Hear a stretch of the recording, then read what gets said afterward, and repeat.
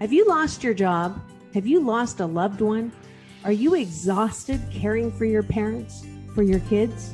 Well, you can find immediate relief when you read Sheila Mack's new #1 bestseller, Bootstraps and Bra Straps. It contains the Boots formula to move from rock bottom back into action in any situation, especially right now. If life has knocked you down, pick yourself up with Bootstraps and Bra Straps. Get your copy at www.SheilaMack. Are you ready for a reboot? Welcome to the Sheila Mack Show, reality at its finest. History reminds us those hit hardest often become the change makers. This year, we've all hit crazy economic, social, and emotional rock bottoms. We all get knocked down. Something hits globally, locally, personally. It affects our health, finances, our relationships. We have to recreate a business or career. Each show, Sheila and her special guest will be sharing their reboot stories, guiding you with real solutions to upgrade and up-level emotionally, mentally, physically, spiritually, and financially. Here on NBC's KCAA Radio. If you're ready to pull yourself up by the bootstraps and bra straps, enjoy a listen. Here's Sheila. Welcome to the Sheila Mack Show, reality at its finest. Here we have real people sharing real stories and actionable steps to help you reinvent, rebuild, and reboot your business and personal life on your terms. I'm your host, Sheila Mack, and today we have special guest Golnoosh Hakimdavar. Now, she is the Associate Professor, Doctorate, and Law Founder who is also a published author and senior international development expert with specialization in rule of law programs in Asia, Africa, and MENA countries. Fluent in 3 languages, and she has led the strategic planning and implementation of capacity building programs in South Asia and Africa, an expert project manager skilled in design, implementation, and evaluation of development projects, an executive in online educational programs, and senior rule of law expert professor of global law and policy evaluation research, and quantitative methodology, able to teach high technical classes and bridge the gap between the academic world and actual practice. Publications are focused on law and policy development, gender-based violence, economic sanctions, the United Nations, and peace building, something we all need so much of these days. So some of the countries she's worked is Kosovo, Afghanistan, Iran, Yemen, Libya, Sudan, and the list goes on and on. So she has worked with fair trial standards implementation and also gender-based violence mixed method evaluation and human rights mixed method evaluation. Other rule of law mixed method evaluations. Wow, that sounds like a lot of work and a real mission and calling. I love that. So welcome to the show, Golnoosh. Thank you. And this show was actually brought about based on my new best-selling book, Bootstraps and Bra Straps, the formula to go from rock bottom back into action in any situation. And this last almost 2 years now, it seems, we've had just about every situation imaginable hit us all globally at once. So you, if you have a story about your business or personal life where you experienced a difficult situation and how you got back on track, I love to start with that. Thank you so much, Sheila, for having me on the show, and thanks for that bio that you provided about my life. So I'll be honest, the reason I went into the field that I went into, which is a focus on human rights and bringing about justice in the world in some way, shape, or form. I'm not sure how successful I can be, but I hope that I can leave something behind as I get older and I get closer to the end. But I really went into this field because I was working before. I was working in manufacturing, and I loved my job. I loved everybody I worked with. But there came a time that I realized that there was a lot of injustice around me. There were a lot of individuals that were harmed. There were over 80 million people that were forcefully displaced from their homes and were living in camps, in displacement camps, either in their own countries or outside of their own countries.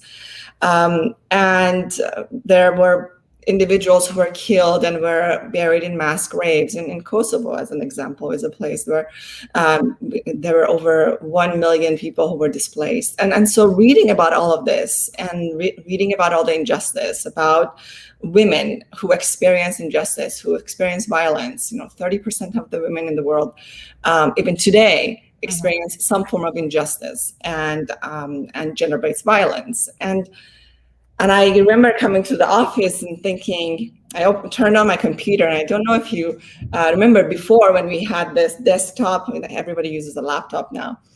I pressed the button and I looked at the little happy face. To me, it looked like a little happy face. I pressed the on button and I looked at it turn on and make the, kind of coming on sound. And I thought, what am I doing? I need to be doing something more. And that was kind of the turning moment in my life. That's when I decided that I needed to change the direction of my life. And I didn't want to care about, of course, every profession is important, but for me, it was important to do something that I could hopefully, in a small way, contribute to the injustice that, to alleviate the injustice that exists in the world. Yeah. Wow. That was a huge reboot in your life, pressing that button. That's great. Very true. Yes. And things like that are definitely a calling or a guided something beyond us guiding you to do that. And it's small efforts.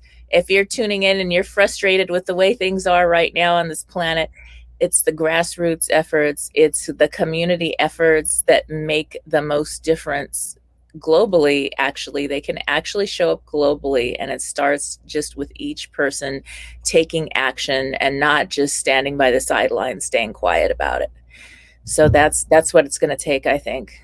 Yeah, it's so true, Sheila. I want to actually pick up on what you just said, and that every individual matters, right? Every citizen matters. And that's the approach that I take towards, when we talk about rule of law, it sounds very big. It sounds kind of like this big thing about law, and it's for the lawyers, but it's actually not. It's for people.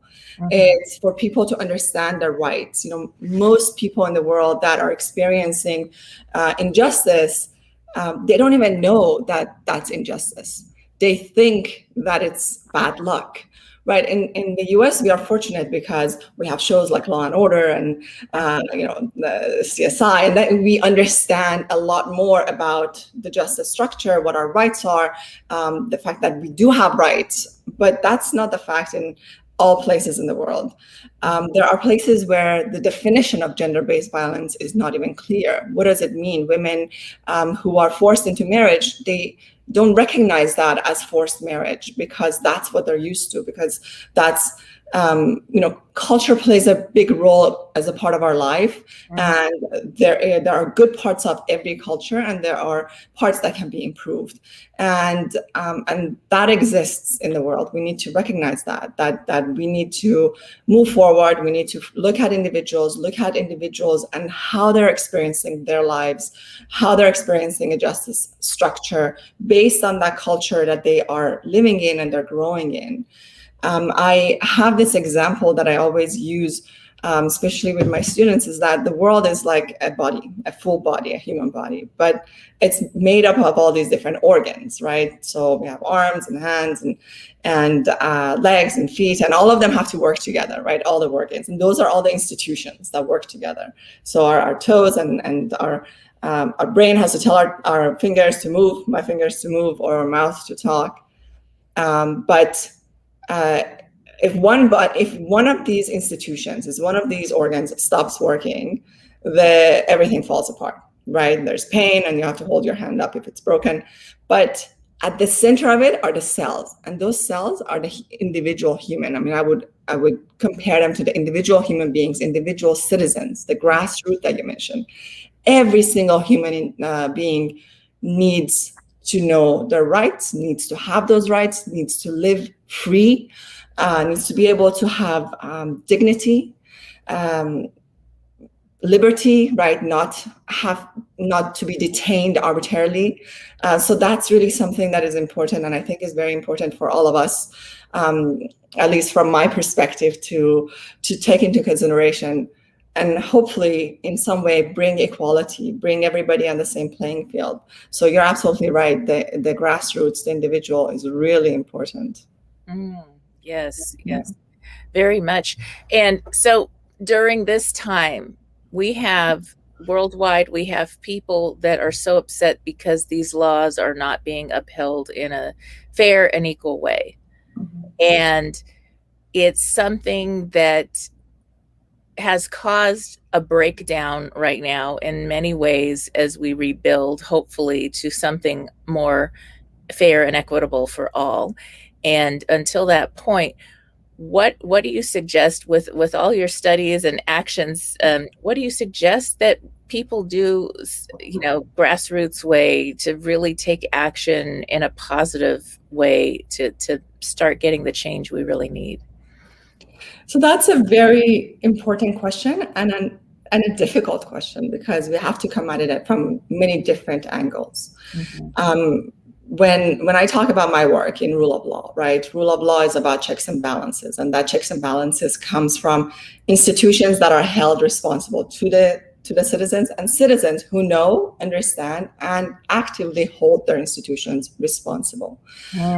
So that's a very important component, balance that needs to be created in rule of law work, in creating a system that works for the citizens.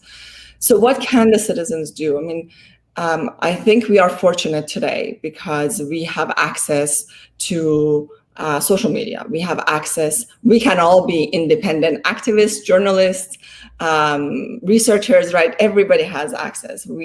There was a time where in order to research a topic, you had to actually go to a library. You had to hope that there was a library in your town, go to the library, borrow books, read them. Well, first know how to read and then read them and then understand. But now we do have a lot of information at our fingertips. So what I think is really beautiful are the young people who are extremely active, who take a cause and run with it, who take a cause and make it their own, and really, and I mean that in every country, but really take that and bring attention to it. Because sitting here, I'm in Washington, D.C., I don't know what's going on in many other places, in many other countries, except through those channels, those streams of information that are coming out. When things were, when the turmoil started to happen in Myanmar recently, within the last year, which is a place where I worked in, I was so happy to see the youth were taking to the streets, that they were active on social media, that they were posting information about what is happening. Because unless we know from outside, we are working in complete darkness, right? Or semi-darkness, or we are going based on speculation. So I do think that that's very important. And I think for all of us, for whoever is not in the center of the epidemic, what is going, what is really affecting that country or local situation, we need to support these young voices and these activists who are bringing attention to their cause.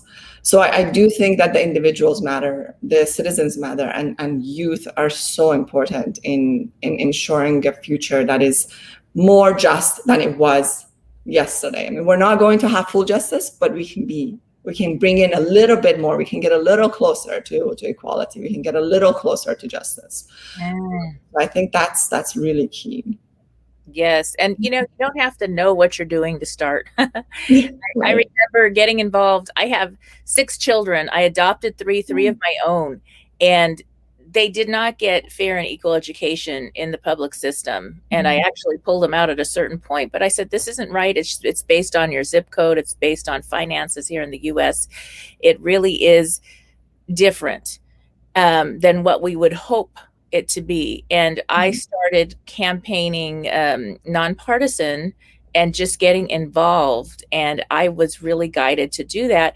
Over the years, a lot of the laws were changed in various states that I helped in, based on, if a child's bullied, they're able to now have an opportunity transfer, or if something's going wrong.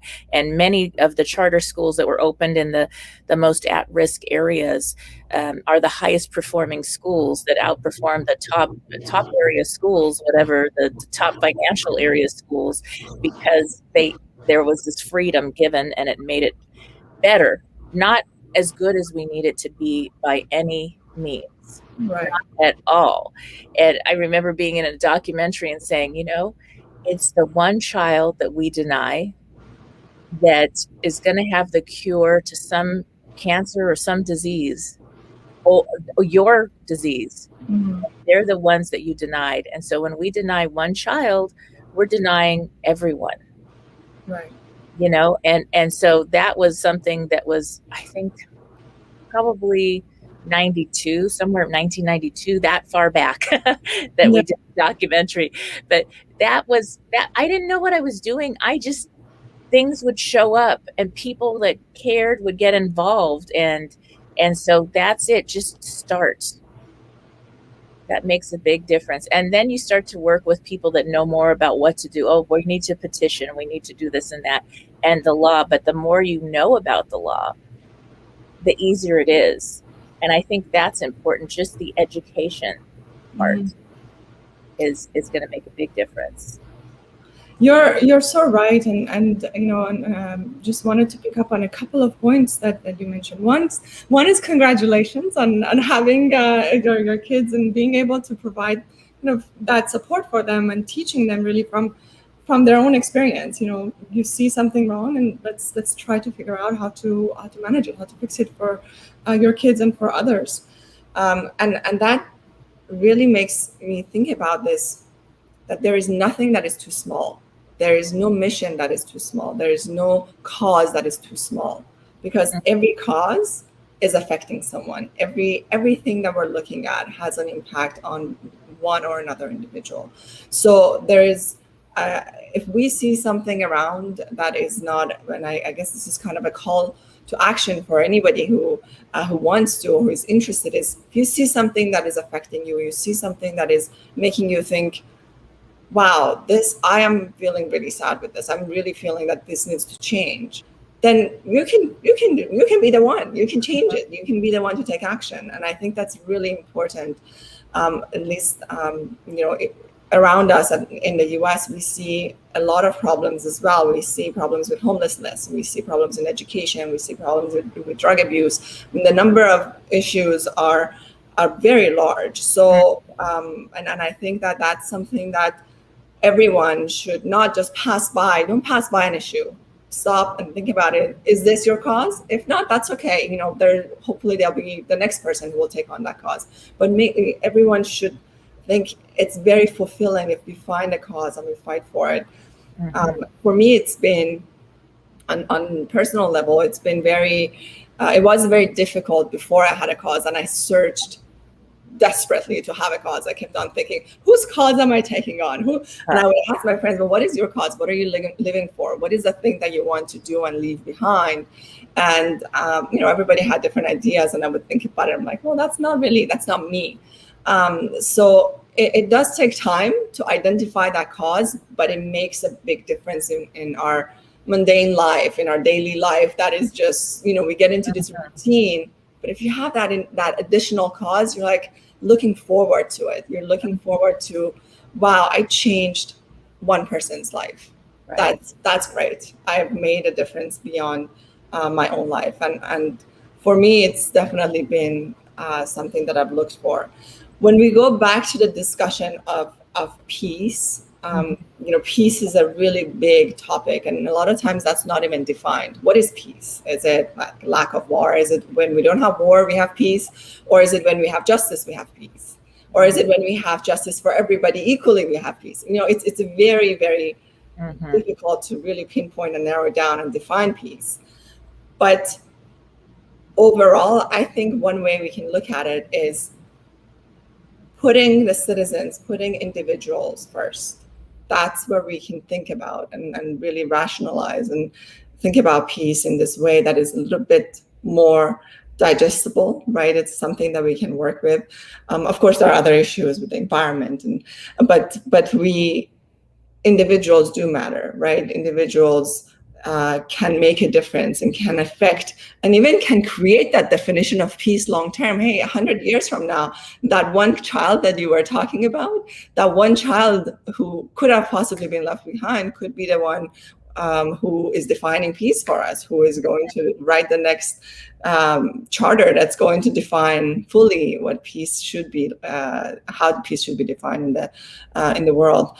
Or that child who is, in a refugee camp and is not getting proper education because there was war in his or her country, and he had to escape with his parents, and doesn't receive proper education, doesn't receive proper food or clothing. I mean, that child could be the one that is making that leap for us. So providing support, on all levels, it's just so important. And I don't know why. I have been quite fortunate for myself in my own life.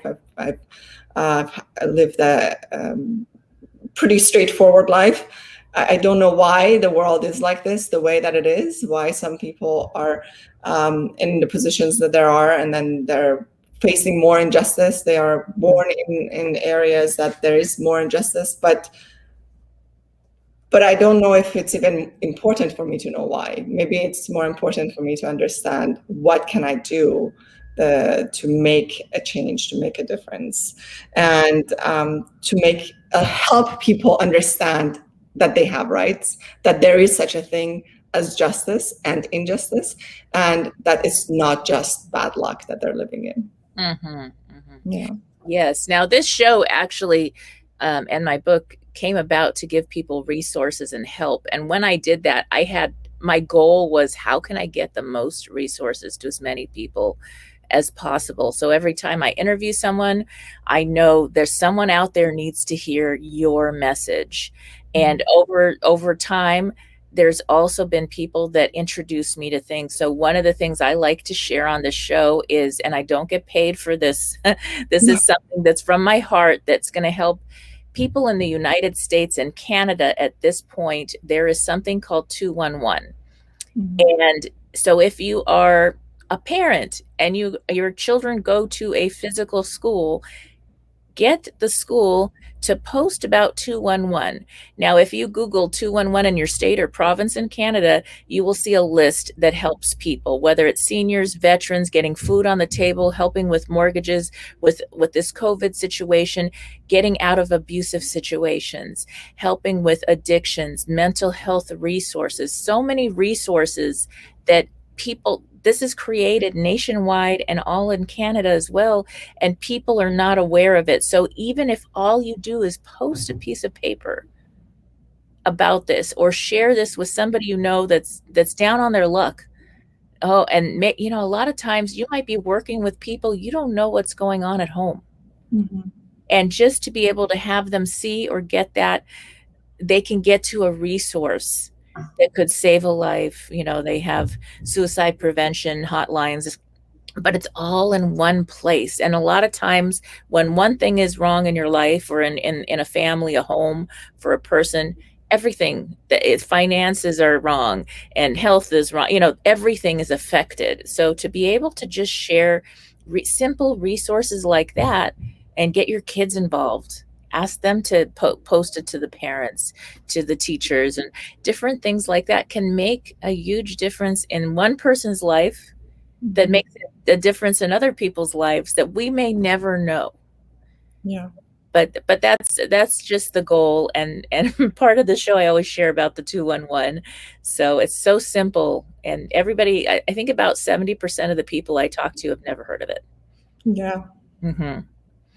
That's a great resource, and I appreciate you sharing that. And there is a park near my house, and every day in the mornings when I take my dog for a walk, I see people lining up for food. It's and then volunteers come out and they bring out bags of food with water and fruit and things that people should really have, but they don't have access to. And it's just incredible. The line has been increasing over this period that we've had COVID. And every day I saw this line get longer, longer, and longer, and longer. So it's wonderful to know that there are such resources out there. Wonderful to realize that individuals like yourself and then many, many others are posting and are donating and are providing this assistance for for something so simple as fruit and water. That's something that people need for daily nutrition. So that's definitely a wonderful resource to know, right? The 211 and have everybody chiming in and posting the different resources in their cities. Yes.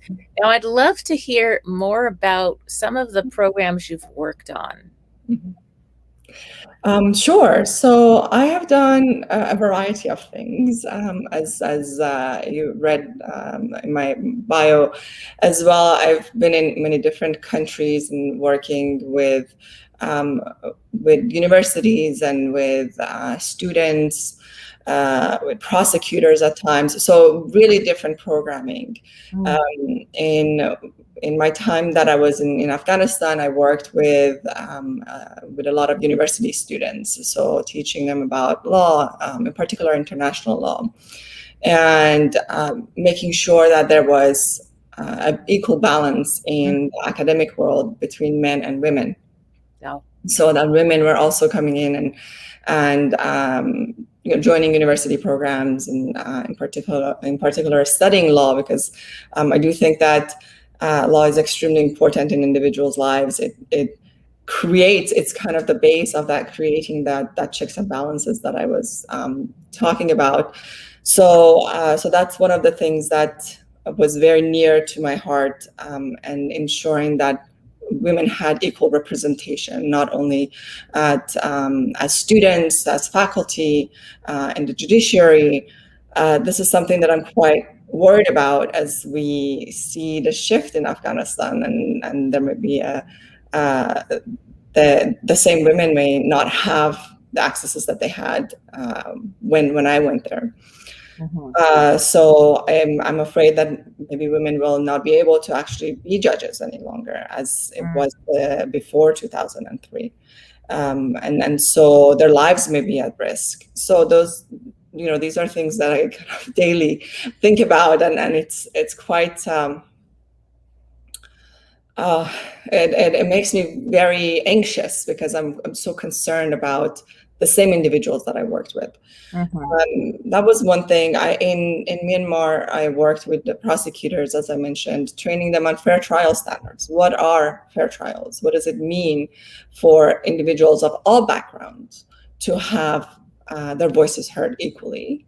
And these are prosecutors, right? So they're hearing cases, and it's really important for them to understand international law, the base of international law on what fair trial is and what equality means in fair trial. So, when I talked about a uniform base for everybody to be equal, that means that anyone, no matter what their religion is, when they are in front of the law, they should be treated the same. So sometimes that means providing assistance, right? So an individual you may have two individuals come in, but one may be not speaking the language of the court. So providing them interpretation, right, of what is the right, providing them that assistance.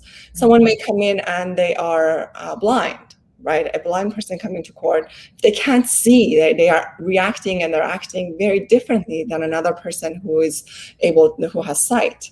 So providing that individual with maximum possible assistance, so they are treated equally, that they have equal representation, not only on the legal side, but also on their position, their situation being equal with the other.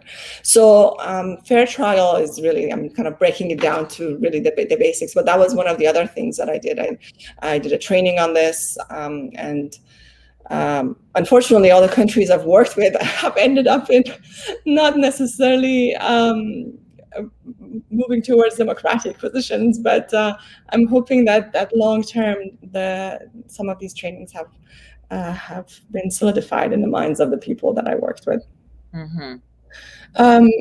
Well, other than that, of course, I've taught at universities. I've taught, you mentioned law and policy. So I love teaching and my students, and that's another service I think that we provide to the future, right? The students are the future, and maybe framing the minds of the students is a way of framing their minds to think openly, to not think one-dimensionally, to not think only in their small circle, but go beyond that and see that there is more to the world, to law, to policy, to action beyond what they are exposed to, maybe at their before coming into the program. So I really push on bringing in an international perspective, so that we see we are actually in a lot of ways very fortunate here, right? And I think seeing what is happening in other places makes us think about our position, our lives, our legal structure, and that will push us towards improving even more. Right? What are the things that are working? What are the things that we can improve? So always having that international aspect, of course, helps. I came to the US when I was 13. So for me, it was all new. I learned English as a 13-year-old. So it was an experience for myself to integrate into this new world. And I always see that difference. Okay, this was an experience I had before. This is the new experience. So I think it's good for everyone to be able to see that, for all my students to be able to see that multi perspective in the work that they do. Yes, that's beautiful. It's something I didn't travel until later in life, and I was born and raised in California, in the foothills. So La Cañada, Montrose, Glendale, California was kind of my home base. And for me, I had people from all over the planet as neighbors and friends. And I can remember being raised partially by grandparents at one point when my parents were sick, that my grandmother had all these older women that were probably 75, 80 back then, and I'm 5, and they would sit and have tea and talk. And they would have these discussions about where they came from on the planet and what they went through. It was their adventure, their story, their reality, and it was living history for me. They were these beautiful, feminine, stoic women. Now, back then, they were running businesses that maybe the husband passed away or something happened. And they were running businesses when even in the US, that was like, a woman can't run a business, and they had to deal with all that. And so that's what I had. And it was the best education because it gave a person heart, feeling, reality to our world is really smaller than we think. And it gave me so much compassion and gratitude. And I mean, some of these ladies, actually, we adopted them into the family, and later on, some of them stayed in my home until they passed away later in life. I mean, they were like my extended grandparents. They didn't have children, whatever, and they were with me. And so it was just a beautiful experience. And not everywhere in the US is that diverse. Just Los Angeles, California, we had that incredible diversity. So I felt like I got to travel the world. And then later I did travel for 7 years full time and worked on things. So that's something that bringing your children these stories, parents listening in, or even young students in college, to have living stories, living histories of people that went through things or are currently, depending on where you are in the world, going through things that are so different from where in the United States where we live. Just to have that changes the perspective entirely. It really can make a difference. Now, when you were a little girl, Golnoosh, what was your goal? Did you think you were going to get into this and be an activist like this, or? Actually, no, I wanted to be a neurosurgeon. That was my plan all throughout my childhood. I decided I wanted to be a neurosurgeon when I was 9. Wow. And I came to the US and I went to school. I went to high school. Unfortunately, I was told when I was in high school, maybe fortunately now, but unfortunately I was told that, oh, as an immigrant, no, it's too hard for you. You shouldn't pursue this degree. Of course, my English was quite weak at that point. I had just learned. But yeah, so that changed the direction of my life. I was, that's really where I wanted to go. I still love surgeries. I have this very strange hobby of watching videos of there are universities that do they have videos on YouTube of surgeries, and I watch those. I think those are fascinating, and learn a little bit from what I'm seeing. But of course, I'm happy for where I ended up. Definitely would have been a different life if I had gone into medicine, but still everything happens for a reason. You never know what's in the books for the next 15-20 years, but I'm definitely happy with where I am. And what you said about the older ladies, that is so important. The stories, that's what really sits with you.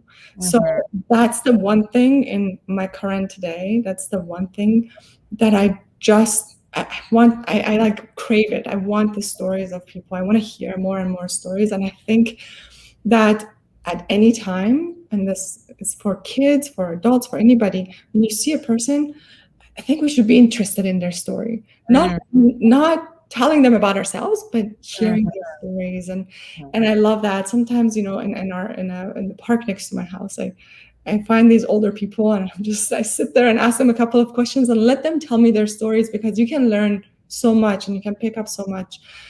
So it's really a valuable thing to have those stories and to appreciate the stories. And you don't take 100% of it home, but you may take some bits and pieces that come back to you later on as and you may use it, in 10 years. It may come in handy. But the stories are really important. The stories of the people that I've met overseas, they stay with me. They form what I write and the scholarship that I do and the stories I tell my students. Yes, that's beautiful. Now, I wanted to get back to the equality with women. And I remember trying to go back to school to get another degree once I shut down. I had 5 gift stores for many years. And the thing that they told me, this was a big university, and they had a rule that the first year you have to live on campus. And by this point in my life, I had 2 babies at home that were, 3 and 5. Yeah. And so that was not an option. And although it sounded very tempting, and I literally remember writing a really long letter to the dean of the school about how this is why you only have 2% women in these courses, because during this age group, we have children. So we tend to be the ones still that are the main caregivers, no matter what you do. And so it's just not going to happen. And then I ended up going to another university, but that was something, and they finally changed it, I think 5 or 6 years later, where they changed that program for women. And so maybe my letter, write letters, get your voice out there if it didn't work out. And I still ended up running lots of businesses and doing lots of things and getting 3 more degrees and all this stuff. So it was fine, but I felt I needed to do that. So little things like a letter, I don't know if that helped or not, but they did change it over time. But it's just letting people know, hey, wait a minute. This is why you want to make more money in your university.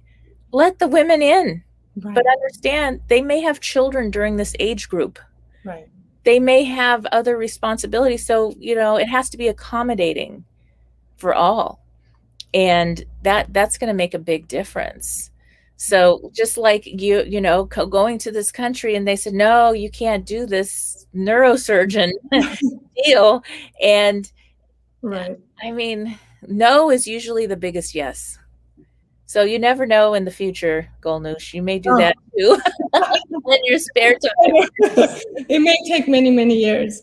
You know, sometimes you take a no and you make it into a bigger yes in something Yes. else. So it Yes. doesn't necessarily have to be what you think originally. It's life is full of surprises as long as we're moving and making decisions and moving forward. Yes. The moment that there are no longer surprises are the moments when you stop making decisions and moving.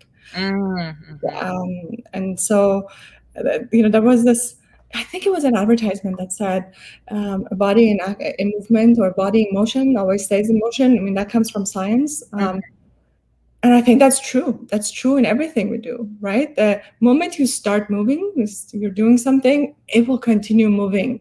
Mm-hmm. As long as you're of course contributing to it and you're not putting a forced stop to it, right? When you're not responding to emails or we're not acting on things that are coming our way, those are the stops. This is actually a forced stop. You know, when you get your mind to it, I don't know if you ever experience this, but I sometimes get this, like an email comes in, I'm like, oh, okay, I will respond to it tomorrow. Well, that's a stop. I'm actually putting energy in thinking about putting a stop into something that should be moving. So that I remind myself, no, you need to move things forward. So it's important to stay in motion and stay active, no matter how many no's we hear, no matter what the no's are telling us. And sure, change the path a little bit, but just go forward. Exactly. Tony Robbins says you're either growing or you're dying. So, so we have to keep growing, definitely. Now, we're coming to the end of our talking time, so I'd love to hear how people can connect with you and learn more about all you're doing. Of course, yes. So I am on Twitter and on YouTube, and I have a LinkedIn account. So on YouTube, they can just search my name, Golnoosh Hakimdavar, and I come up. Same thing on Twitter and same thing on LinkedIn. I'm actually, no one in the world has my name. So if my name is typed into Google, that's the only person that comes up. So, and I'll be happy to be connected and continue the conversation. All right. Well, thank you so much, Golnoosh. And for those tuning in, we'll be back after these messages. Thank you. If you are just tuning in, this is NBC's Sheila Mack Show here on KCAA Radio, the station that leaves no listener behind. And I have a special thank you shout out today to our sponsors at growcredit.com/podcast. Now, Grow Credit is something that you all need to hear about. Are you ready to reboot your credit score today? GrowCredit.com is an elegant and easy way to cure the COVID credit blues. GrowCredit.com is a useful tool to rebuilding your credit. There is no credit required. There are no hard credit inquiries when you sign up. You simply sign up and then using the membership subscriptions you already subscribed to, including Netflix, Hulu, Spotify, Amazon Prime, and many more, you are able to grow your credit. GrowCredit.com reports your on-time payments to the credit bureaus, which helps you establish or boost your credit score. So start rebuilding your credit today by going to growcredit.com/podcast to learn more. All right, if you are just tuning in, this is the Sheila Mack Show, reality at its finest. Here we have real people sharing real stories and actionable steps to help you reinvent, rebuild, and reboot your business and personal life on your terms. I'm your host, Sheila Mack, and some of the things that I wanted to remind you of is if you or a family, friend, or loved one is having a tough situation or tough time getting back on track after COVID or some other interesting situation knocked you down this year, please don't give up hope. And remember, it is okay to ask for help when you need it. In fact, sometimes that is the hardest thing for us to do, especially us strong people. And I can promise you that it is the way to get back on track quickly.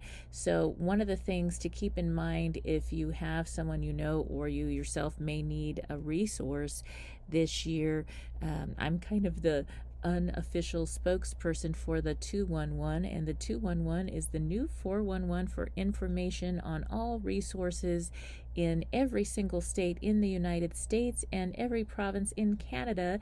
If you Google 211 and your state, for instance, 211 New York, 211 Nevada, 211 California, you will find all the resources available in your area and be able to quickly connect for yourself or your loved one, co-workers, friends, people in your church, your temple, synagogue. So it's really important to just keep these simple numbers 211 in mind. There's resources for food banks, for how to get help with rental assistance, mortgage assistance, ways to get help with finding a job. Maybe you're not going to do your dream job for a second here while you're getting back on track. That's not forever either. But just to get food on the table or get some bills paid, sometimes we got to roll up our sleeves and do whatever we need to do to get back on track. And that's okay too, because it's about who you're being in all you're doing and how you show up that's going to make all the difference. You can bring in that beautiful energy of who you are into anything that you're doing. And so there's also a lot going on right now as we run into more lockdowns and vaccines coming out. There's a lot of things going on this year. Whenever we have tough situations, there's always the equal or greater blessing or benefit or gift that comes through. And so I'm hoping and looking forward to that other side of this year. All right. So the other thing, I am sending out some wonderful free gifts.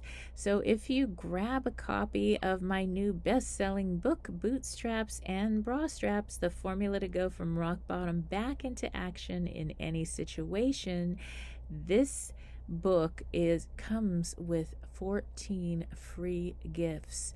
So for each chapter in the book, you will actually be able to go deeper and get a free gift.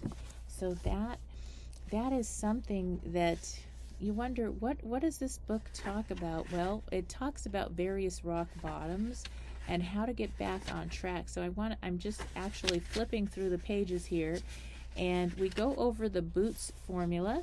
So you get a free introduction video that's a free mini course on the Boots formula. And then we go into a chapter on feeling your feelings, grief. And that's a chapter that gets into different stages of grieving and how to really honor that sacred journey and get back on track while honoring the journey that we all go through at some point in life, grieving. And this year we've had to grieve in various different ways. Then there's chapter 3 is shift or get off the pot, and that's about relationships. That's, should I stay or should I go? When is a relationship worth staying for, and when is it really time to get out, and how to find these incredible aligned relationships. Chapter 4 is the many masks of abuse, and this speaks of the different types of abuse that people experience in life and how to live abuse-free or get out of an abusive situation if you are in one. Also, how to recognize if someone you love may be in an abusive situation, how to help them out. Chapter 5 is on money matters and finance, and that's a great chapter on getting debt-free, how to reorganize your finances, how to start really building some wealth and a good nest egg so that if some kind of surprise happens, like this year was a perfect example, that you have a great nest egg for you and your family to be secure with. And chapter 6 is working hard for the money, and that's careers, and that's being able to really find your career, find your choice in your career and your truth, and be able to live your talents and truth in all that you're doing. Even if your career is not exactly your talent, there's ways in which you can combine the two. Chapter 7 is You'll Always Be My Baby, and that's parenting teenage and adult children. This year we've had to face a lot of that, with many of our teens home, or our young adults being home from the dorm in college. I have a couple of young adult college kids that are home, and I am loving every minute of it as a mom, to be honest, but it is a tough time. It is a difficult time for our young adults to have to be home so much, especially with the lockdowns coming back for hopefully a short time. Then there's chapter 8, and that's parenting your parents, elder care. So that's a different season in our life where there comes a point where we take on a different role with our parents. There's different boundaries that we have, and then at some point we kind of become the parents and start taking care of our parents, and that's a really different situation. And we've a lot of the elder care homes and this and that have closed or have had problems, and so more and more people are having their families stay with them and are facing elder care issues that are very different and unique this year. Chapter 9 is Breaking the Cycle, Addiction, and that goes into how to get out of addictive cycles, whether it's an addiction to alcohol, drugs, food, whatever negative addiction it could be, and how to get back on track and find healthy ways to get through that and connect to different groups. Now, the next chapter is self-care and spirituality. That gets into how important it is to refuel for ourselves. And chapter 11 is lifestyle design, and that is where you are rewriting your life on your terms. Usually when we hit a tough situation, whether it's a divorce, something happens with our careers, our children grow up and leave home, whatever it is that we're facing, and there's a big life shift, it's a great time to take advantage of that and, get out the pen, do some of these chapter activities, and start designing life on your terms. So I hope this helps, and get a copy today. The copy is available on Amazon, Audible, and at SheilaMac.com. If you go to SheilaMac.com, that's SheilaMac.com, you can also take the free course, the Introduction to the Boots Formula. So I hope to see you there. Thank you again for listening, and as always, I wish you life, love, laughter, and light. It was an honor to be a guest also recently on Carrie Roberts' Extraordinary Things podcast, and one of the things that we talked about was the word for the day. And this is, what is your one word mantra that helps you to stay on track and focused even through these very interesting times? So here's my response to Carrie's question about the one word mantra. I like to ask all my guests, Sheila, is what is one word or quote or mantra that you try to live by every single day? That's the being. In all I'm doing, it's who I'm being. So whether I'm walking my puppies, cleaning my house, working with my clients, having fun with family and friends, it's who I'm being, how I'm showing up, that's going to make all the difference. I love it. Well, I congratulate you on your growth as a person, your ability to be perseverant and work hard to live the life that you want, even when it comes at you unexpectedly and crazy, and how you're helping others to do the same. So thank you so much for sharing your story, and I look forward to hearing more. All right. Thank you. Is not one size fits all, just like a pair of boots or a bra. So the formula is designed to help you through any situation. to grab a copy of my new best-selling book, Bootstraps and Bra Straps, the formula to go from rock bottom back into action in any situation. It is now available on Audible as well as on Amazon and Kindle and at www.sheilamac.com.